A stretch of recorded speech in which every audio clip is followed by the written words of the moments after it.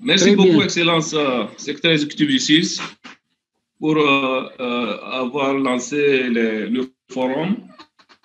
Je vous invite à suivre avec beaucoup d'attention la présentation des résultats des prévisions présentées par M. Hubert Delcamade.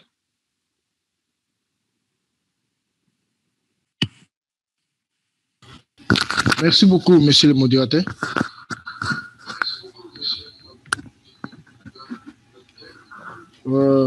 C'est un plaisir pour moi de venir. Mettez un mode diaporama, s'il vous plaît, Hubert. Mode diaporama, s'il te plaît.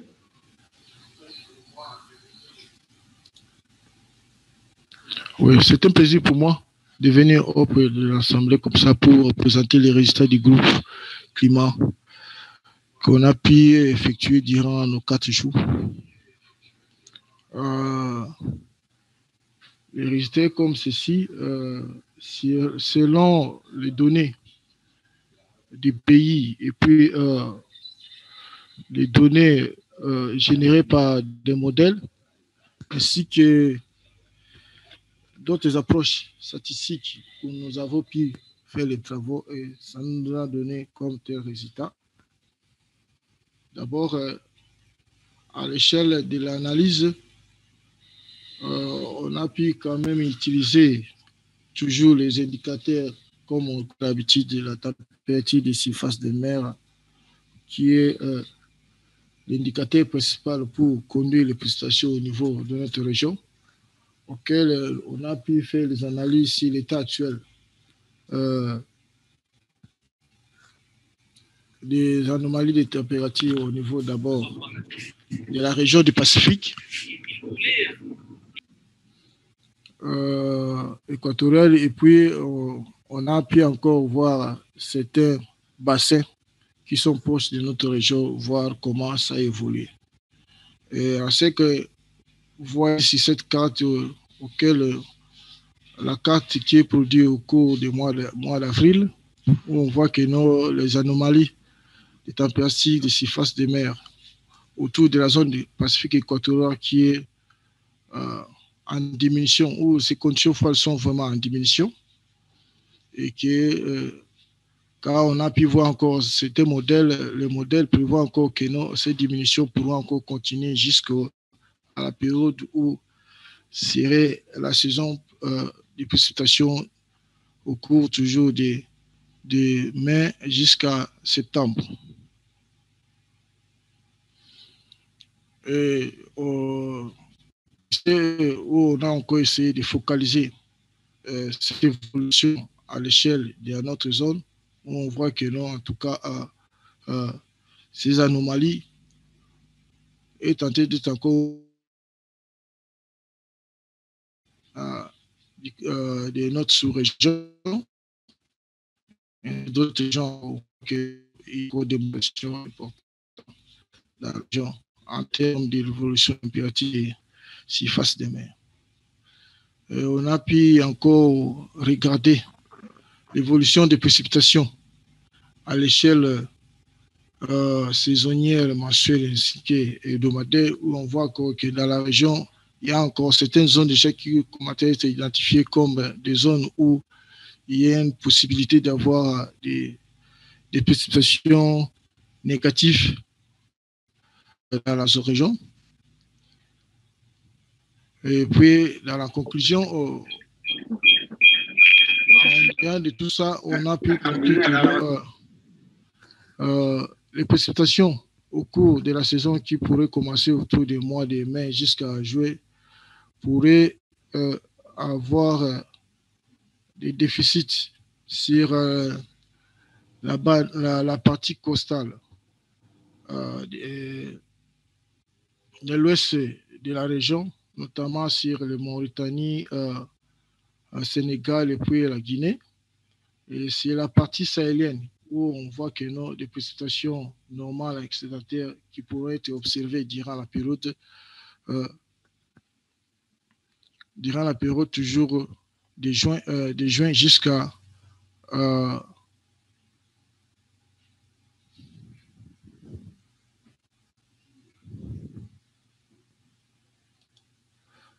de juin jusqu'à septembre. Ainsi que quand nous allons vers les sites de la région, on voit encore que des précipitations qui pourraient encore avoir des déficits toujours de la même période. Ça, c'est pour la première partie de la saison. Au cours de la deuxième partie de la saison,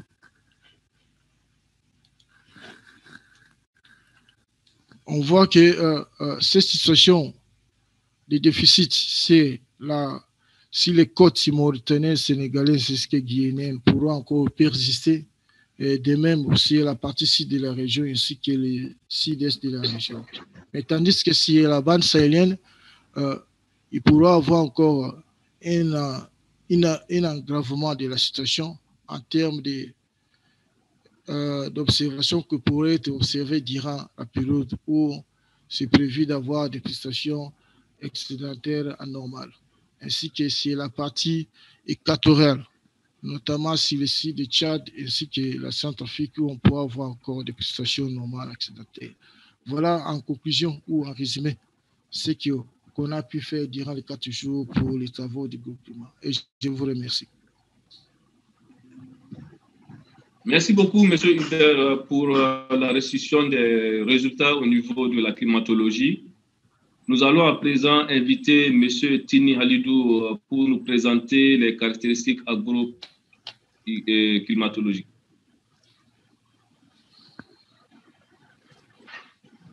Merci, Aziz. Donc, je m'en vais partager mon écran.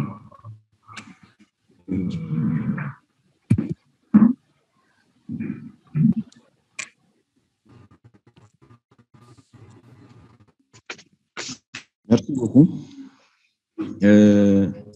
Donc, mettez en mode diapo, s'il te plaît, Tini. Il est déjà en mode diapo chez moi. Merci. Ok, merci. Donc, bonjour à tout le monde. Excellence, Monsieur le SE, Excellence, Monsieur les représentants des partenaires, représentants de l'OM, représentants donc de la CEDEAO. Donc, je m'en vais vous partager donc avec vous, chers collègues, et les résultats auxquels ce groupe est arrivé. Donc, c'est le groupe agro-climatologique qui a travaillé et les résultats donc, auxquels nous sommes arrivés, donc, ils sont là affichés. Donc, en haut, donc, nous avons la carte climatologique des dates de début de saison, donc sur la période 2010, et qui nous a permis de faire donc, ces probabilités, attribuer ces probabilités. Donc, on voit que le début de la saison sur la zone considérée va du 2 avril jusqu'autour donc, du 24 juillet, donc de manière climatologique. Et c'est par rapport donc, à cette climatologie que nous avons essayé donc, d'apporter donc, un certain nombre donc, de perspectives en termes donc, de probabilité ou de chances d'occurrence. Donc, ceci dit, il faut retenir que nous avons travaillé purement donc, sur des définitions agronomiques des paramètres agroclimatiques, donc à savoir le début de la saison, les fins de saison, mais également donc, les séquences sèches qu'on peut rencontrer en début de saison ou en fin de saison. Et pour le début de la saison, donc, nous nous attendons plus donc, à avoir un début de saison donc, précoce donc, à moyenne, donc sur la partie centrale et la partie est donc, du Sahel, globalement de manière régionale. Et sur la partie ouest, la façade ouest, donc, nous nous attendons donc à des démarrages donc, de période moyenne donc, à précoce. Donc, c'est les deux tendances qui sont dégagées par rapport donc, à ces débuts de saison. En termes donc, de date de fin de saison, donc, également en haut, donc, nous avons la carte climatologique donc, de la fin de la saison qui va à partir du 30 août dans les zones nord, donc jusqu'en novembre, donc vers la fin novembre dans les zones sud. Et donc, par rapport donc, à cette climatologie, donc, la prévision qui se dégage est la suivante. Donc, nous avons une tendance globalement tardive donc à moyenne sur la presque totalité donc de la bande concernée, donc la zone sahélienne et le nord des pays du Golfe de Guinée. Donc, néanmoins, sur la façade de l'extrême ouest, donc là où la couleur grise, donc nous nous attendons donc à une certaine forme de climatologie où on peut avoir donc la probabilité que toutes les chances donc occurrent. Et après cela, nous avons les séquences sèches donc en début de saison. Peut-être qu'il faut rappeler ces séquences sèches-là. On essaie de voir donc la première partie de la saison, c'est-à-dire après les dates de semis jusqu'au 50e jour, et la pause pluviométrique. Donc, le nombre de jours consécutifs semble le plus long. Donc, c'est ce que nous considérons comme séquences sèches dans notre approche. Et ces séquences sèches-là, donc entre 4 et 15 jours donc, au maximum. Et on constate climatologiquement que ces séquences sèches sont moindres donc, sur la partie sud-ouest, alors que sur la partie nord-ouest et la partie est, donc ces séquences sèches sont plus longues. En termes donc, de prévision, donc, nous prévoyons donc, des séquences sèches assez longues donc, sur la partie est du Sahel, mais aussi notamment sur la partie ouest allant donc du Sénégal, un peu sur le centre donc, du Mali, mais également sur le nord du Nigeria, le Bénin et le Togo. Et par ailleurs, donc, nous avons climatologique qui pourrait se dégager, donc notamment sur le sud-ouest du Niger, le Burkina Faso, l'extrême sud du Mali, le nord de la Côte d'Ivoire, du Ghana, mais également donc, sur la Guinée et la frange extrême ouest, donc le littoral donc, sur les pays allant donc du Sénégal un peu sur la Guinée.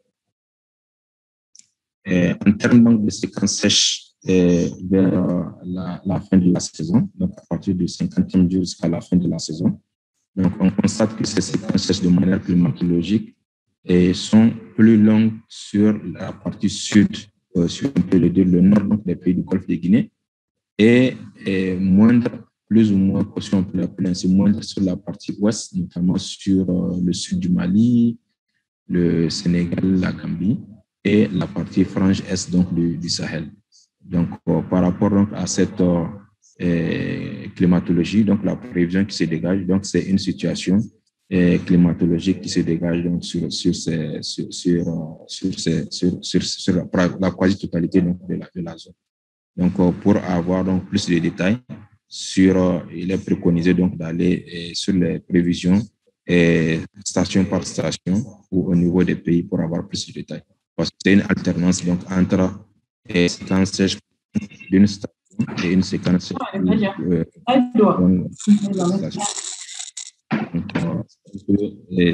ça, les résultats auxquels nous sommes parvenus.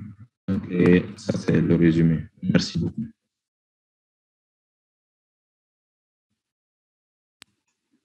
Merci beaucoup, Monsieur Tini, pour la présentation de la partie agro-météo.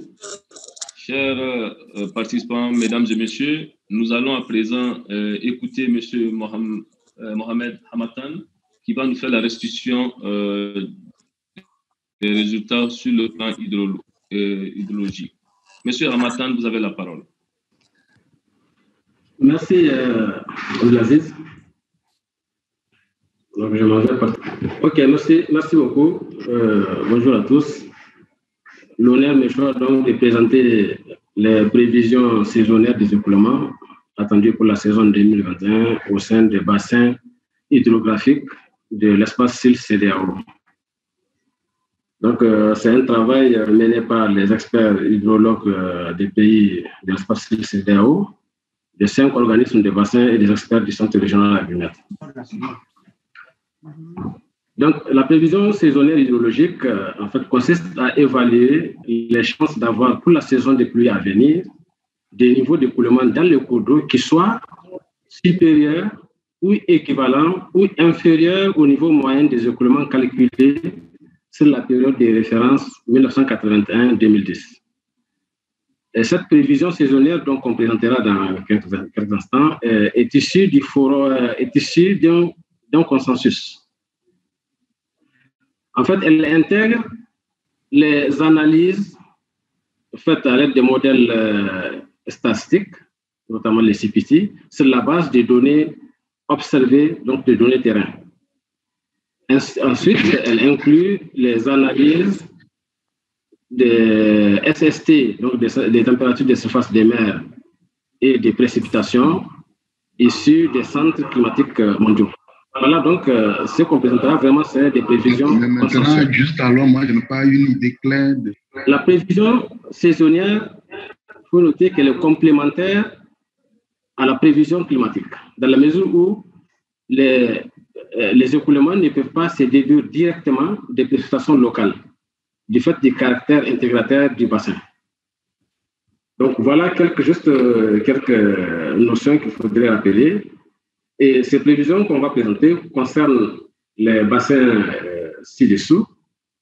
Il s'agit du bassin du Sénégal, donc, que vous voyez ici en bleu, le bassin de la Gambie, le bassin du Niger en jaune, là également le bassin donc, du Chari-le-Gon. Elle concerne également le bassin de Lomé au Bénin, le bassin du Mono, le bassin d'Oti, le bassin de la Volta que vous voyez ici en violet, le bassin de la Bandama, ici, celui de la Komoé en vert. Vous avez également le bassin du Sassandra, du Kavili qui est ici, et de certains bassins, donc des bassins libériens. Il s'agit du bassin du Saint-Paul, du Saint-John, du bassin du Lofa et de la portion nationale, en fait, de la portion libérienne du bassin du Mano. Donc, ces prévisions se présentent sous ce format, en fait, puisque essentiellement, elles sont présentées sous forme de boîte. Et c'est juste pour rappeler qu'au niveau de ces boîtes, il faut comprendre que le chiffre qui est en haut représente les pourcentages pour que les écoulements attendus de la saison soient supérieurs à ceux de la moyenne de la période de référence, qui est la période de 1981-2010. Le chiffre du milieu représente donc le pourcentage pour que ces écoulements soient équivalents à ceux de la moyenne de référence. Et enfin, le chiffre donc d'en bas, celui-là représente le pourcentage pour que les écoulements soient inférieurs à ceux de la période de référence. Ainsi donc, pour la saison 2021, il est attendu les écoulements tels que représentés sur cette carte. Dans l'ensemble, les écoulements donc équivalents à supérieurs à la moyenne de la période de référence sont attendus sur la plupart des sous-bassins. Toutefois, nous avons quelques spécificités, ou des cas particuliers, notamment au niveau de certains bassins où la situation moyenne légèrement déficitaire donc, est attendue. De manière spécifique, comme vous le voyez ici à travers le curseur, il est attendu une situation moyenne à tendance excédentaire dans les bassins du Sénégal. Cette même situation est attendue avec beaucoup plus d'acuité pour les caractères excédentaires au niveau du bassin de la Gambie. Et on s'attend également à des écoulements moyens à excédentaires dans le haut bassin du fleuve Niger, donc depuis la Guinée jusqu'au Mali, effectivement dans la partie également nord de la Côte d'Ivoire. Dans le delta intérieur du fleuve Niger au Mali, il est attendu une situation excédentaire. Et la même situation est attendue dans le Niger moyen au Niger, vous voyez ici, et la partie nord du Bénin. On attend également une situation excédentaire, mais moins accentuée dans les bassins de la Komadougou-Yobé, qui est une partie donc, du système du lac Tchad. Et dans le Chari-le-Gon, au niveau du bassin du lac Tchad, il est attendu une situation excédentaire, donc moyenne excédentaire, pour l'essentiel. Nous attendons une situation moyenne, donc équivalente à des écoulements équivalents à ceux de à la moyenne de la période de référence au niveau du delta inférieur du fleuve Niger au Nigeria, cette zone, et de la Benue, du sous-bassin de la Benue que vous voyez ici. Il faut donc noter que les sous-bassins qui sont en violet sont des sous-bassins en fait côtiers qui ne font pas l'objet de cette prévision. Donc, par rapport aux sous-bassins concernés par la prévision, au niveau du bassin de Lomé, là, au Bénin, entièrement donc dans les territoires béninois, il est attendu une situation excédentaire, moyenne excédentaire. Cette même situation est attendue dans les bassins de Mono, partagés entre le Togo et le Bénin, et dans les bassins d'Oti. Il est attendu la même situation dans la volta inférieure, donc essentiellement au Ghana, et une partie, donc la partie est de la Côte d'Ivoire. Et dans le haut bassin de la volta, il est attendu des écoulements excédentaires. Donc, c'est la partie donc, qui intègre le Burkina Faso et le nord Togo, le nord Bénin. Au niveau du bassin de la Comoé, nous attendons à des écoulements moyens à excédentaires. Il en est de même pour le bassin du Bandama, bassin entièrement ivoirien. Par contre, dans les bassins donc, du Sassandra et du Kabylie qui sont là en jaune, on s'attend à une situation moyenne à tendance déficitaire. Enfin, dans les bassins libériens dont on parlait tout à l'heure, les bassins de Saint-Paul, de Saint-Jaune et les bassins de Lufa, ainsi que la portion donc, nationale du bassin du Mano, au Libéria, on s'attend à une situation, donc à des écoulements déficitaires. Voilà donc pour l'essentiel les écoulements attendus pour la saison 2021 dans les sous-bassins de l'espace CEDEAO. Je vous remercie de votre attention. Merci beaucoup, Ramadan, pour la présentation de la situation des écoulements au niveau de l'espace CEDEAO. Mesdames et messieurs, chers participants, nous allons à présent écouter les recommandations faites par nos experts. Ces recommandations seront présentées par Dr Agali Hassan. J'invite Dr Agali Hassan pour nous présenter les recommandations.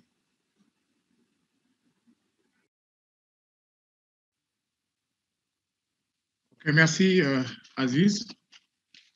Merci tout le monde, chers participants. Comme vous le savez déjà, après l'élaboration de prévisions saisonnières, les experts proposent à chaque fois des avis et conseils en lien avec la configuration qui a été prévue pour la saison des pluies. Donc, je m'en vais vous donner lecture de ces avis et conseils sous forme de recommandations. Alors, recommandation, réduction des principaux risques à la saison. Sur la base du caractère humide attendu de la saison des pluies 2021, associé à des chances d'observer des dates de démarrage précoces anormales, des dates de fin tardives anormales, des séquences sèches plus longues en début de la saison et moyennes vers la fin, et des écoulements globalement moyens à supérieurs, nous faisons les recommandations suivantes. Face au risque d'inondation, au regard des cumuls pluviométriques globalement supérieurs à la moyenne attendue sur la bande sahélienne et les écoulements moyens excédentaires prévus dans la plupart des bassins fluviaux, les risques d'inondation sont élevés. Pour éviter ou réduire ces risques sur les personnes, les animaux, les cultures et les biens matériels, il est recommandé de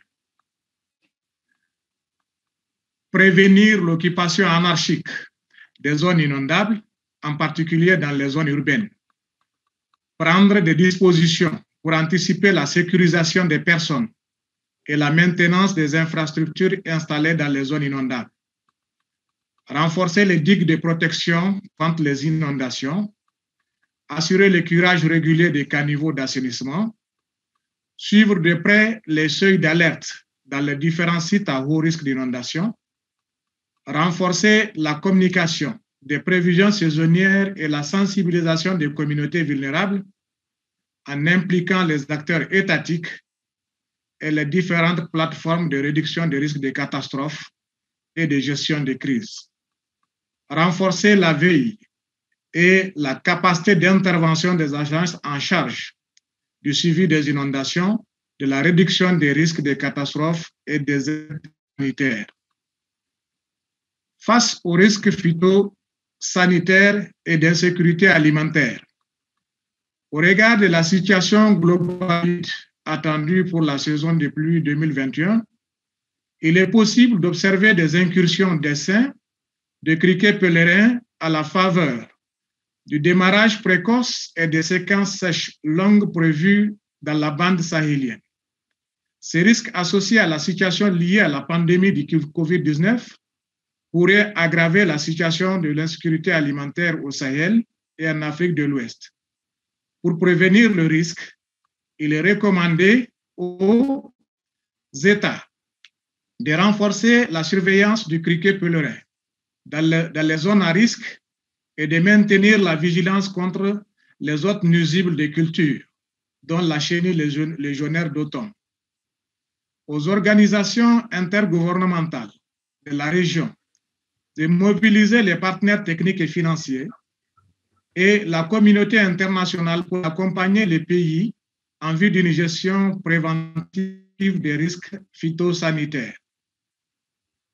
Aux partenaires techniques et financiers d'accompagner les États et les organisations intergouvernementales de la région dans leurs efforts de lutte contre les nuisibles des cultures et les autres fléaux qui peuvent impacter négativement la production agricole et, au-delà, la sécurité alimentaire et nutritionnelle des populations.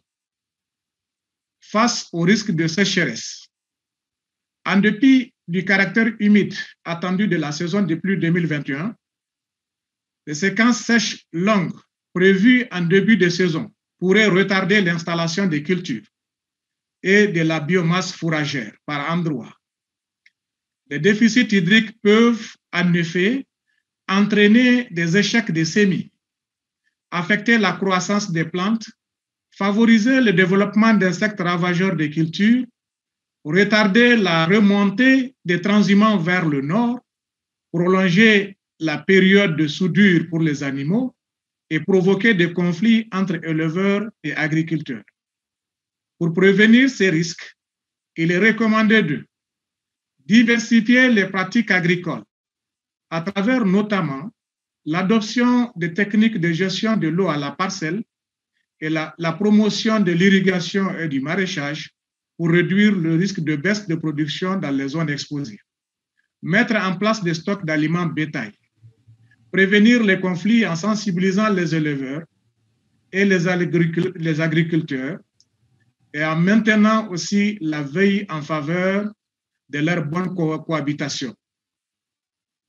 Renforcer le suivi et l'orientation des déplacements des éleveurs à la recherche de pâturages et des points d'eau. Renforcer les capacités de service de la protection des végétaux à intervenir en cas de pullulation de nuisibles des plantes. Veiller à une gestion intégrée des ressources en eau pour une meilleure prise en compte des différents usages, notamment les besoins des forages hydroélectriques et des aménagements hydro-agricoles. Interagir avec les techniciens de la météorologie nationale, de l'agriculture, de l'hydrologie et de la protection des végétaux pour des informations spécifiques au pays et les conseils agro-hydrométéorologiques sur les conduites à tenir. Face aux risques de maladies, pour réduire les risques de maladies liées à l'eau, notamment dans les zones humides et ou inondées, il est fortement recommandé de sensibiliser les populations sur les maladies climato-sensibles en collaboration avec les services de météorologie, d'hydrologie et de santé. Vacciner les populations, les animaux et encourager l'utilisation des moustiquaires, mettre en place des stocks de médicaments pour les traitements curatifs, notamment dans les zones qui seront difficiles d'accès suite aux inondations. Suivre la qualité de l'eau et mettre en place des produits de traitement, renforcer les capacités des systèmes nationaux de santé et des plateformes de réduction des risques de catastrophes. Recommandations maintenant pour valoriser les opportunités liées à la saison. Au regard du caractère globalement humide attendu de la saison de pluie 2021, il est recommandé aux agriculteurs, aux éleveurs, aux autorités, aux gestionnaires des ressources en eau et de l'hydroélectricité, aux projets, aux ONG et aux organisations paysannes de soutenir le déploiement des techniques d'augmentation de rendement des plantes fourragères et des cultures, à travers notamment le choix des variétés à haut rendement et de bonnes périodes de semis et d'apport de fertilisants. Renforcer les dispositifs d'encadrement et d'assistance agro-hydrométéorologique des producteurs. Faciliter aux producteurs l'accès aux semences améliorées, notamment celles à haut rendement, qui sont adaptées aux conditions pédoclimatiques locales. Exploiter les eaux disponibles à travers la promotion de l'irrigation, de la culture des décrues et de l'aquaculture, en particulier dans les plaines inondables. Alors, à la fin de ces recommandations, il est aussi recommandé à tous les acteurs du suivi de la campagne agricole d'être attentifs aux mises à jour qui seront faites par le Centre régional Agrimet, l'ACMAT et les services météorologiques et hydrologiques nationaux. Fait en ligne le 30 avril 2021, le forum. Je vous remercie.